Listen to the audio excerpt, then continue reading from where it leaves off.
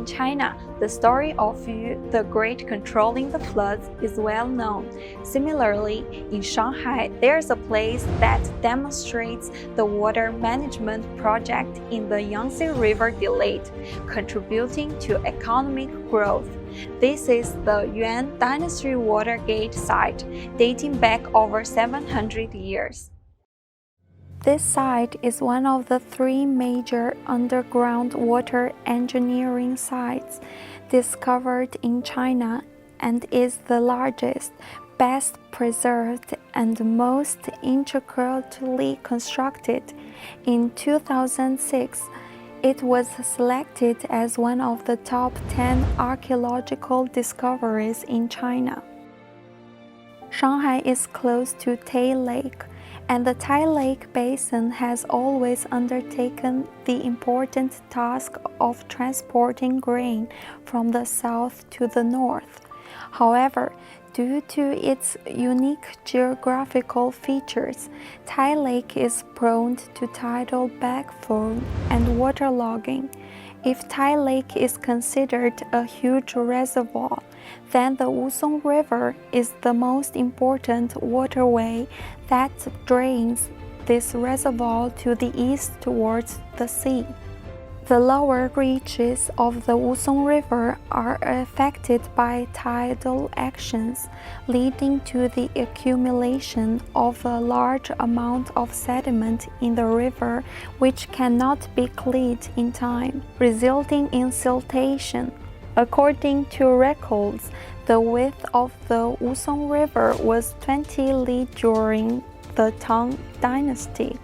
It gradually silting up during the Tang and Song dynasties, measuring 9 li in the width during the Song period and only 1 li by the Yuan Dynasty. The siltation of the Wusong River significantly impacted the economic development of the Yangtze River Delta region. The construction of sluice gates on the Wusong River was intended to store and block sediment and to discharge water to flush away the sediment, thereby helping with the river's anti-siltation and dredging efforts. The gates were closed during high tide to allow sediment to accumulate outside, and opened during low tide to use the water level difference between the inside and outside of the gates of flush away the sediment with the clean water from inside. The construction of the sluice gate promoted the development of agriculture economy and shipping in the region. The Yuan Dynasty sluice gate sites covers an area of approximately 5,000 to 6,000 square meters, with a length of 42 meters from east to west, an inlet width of 32 meters, and an outlet width of 33 meters. The sluice gate is oriented generally east-west, with river water flowing from northwest to southeast. The left of the sluice gate is roughly symmetrical in the shape of the number 8, mainly consisting of gate doors, gate walls, and the base stones. Here is the location of the gate door, also known as the Golden Gate, which is the most crucial part of the sluice gate. The 2 stone columns in front of us are the gate pillars, made of 2 complete pieces of bluestone, with a width of 6.8 meters between them. On either side of the gate pillars are the gate walls, also known as Vajra walls, built layer by layer with bluestone slabs. The highest preserved gate's wall has 6 layers and the lowest has 4. Each layer receives inward by 2 centimeters, and the gaps are filled with mortar.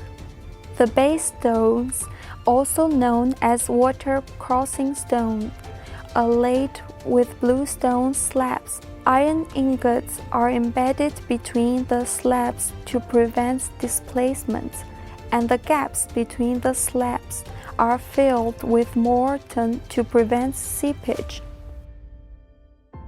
What mysteries lie beneath the base stones? The entire bottom of the sluice gate is divided into 4 layers. The top layer is the base stones that we see now, beneath which lies a 20 centimeters thick layer of wooden lining stones, joined with tongue and groove joints, and fixed with iron nails. Underneath the lining stones are wooden beams, supported by ground nails below. The bottom of the sluice gate is filled with ground nails, which are actually wooden piles about 4 meters high, sharpened at both ends, one end supporting the wooden beams and the other firmly driven into the ground. The sluice gate construction used a variety of materials including wood, stone, iron, and sand, and was very costly. The wooden components included piles, beams, lining bolts, and sluice bolts, among others. It is estimated that tens of thousands of wooden piles were used in the entire water project. The stone materials were all bluestone, used to make gate stone pillars, walls, and base stones, consuming nearly 1,000 cubic meters of raw stone. Iron materials including ingots and nails, with nearly 400 iron ingots embedded in the base stones. This illustrates the grandeur and complexity of the sluice gate project. Overall, the Yuan Dynasty sluice gate is relatively well preserved, with the base stones intact, the gate walls preserved up to a height of 2 meters, and the wooden sluice bolt and their wooden attachment, all preserved. Especially remarkable is the preservation of the inscriptions on the wooden piles, which is very rare and provide an extremely important example for the study of sluice gate construction techniques from 700 years ago. The chief designer of the Yuan Dynasty sluice gate was Ren Faren from Shanghai. From his time, the Huangpu River became the only major river downstream of Tai Lake. The Wusong River was redirected from the current Waibaidu Bridge to the Huangpu River. The Wusong River has become a tranquil inland river and a tributary of the Huangpu River, replacing Song with Pu, forming today's pattern. The Wusong River and Huangpu River completed a relocation of the tributaries, and the Wusong estuary changed from the mouth of Suzhou River to the mouth of Huangpu River. The relocation of Shanghai's waterways also brought about significant changes in the commercial environment and conditions of Shanghai.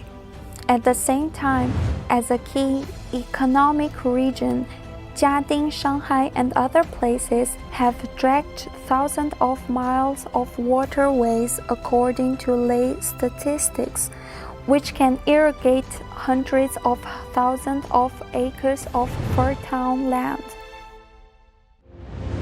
The discovery of the Yuan Dynasty Water Gate has significant historical importance in ancient Chinese hydraulic engineering, providing direct evidence for understanding ancient water management techniques.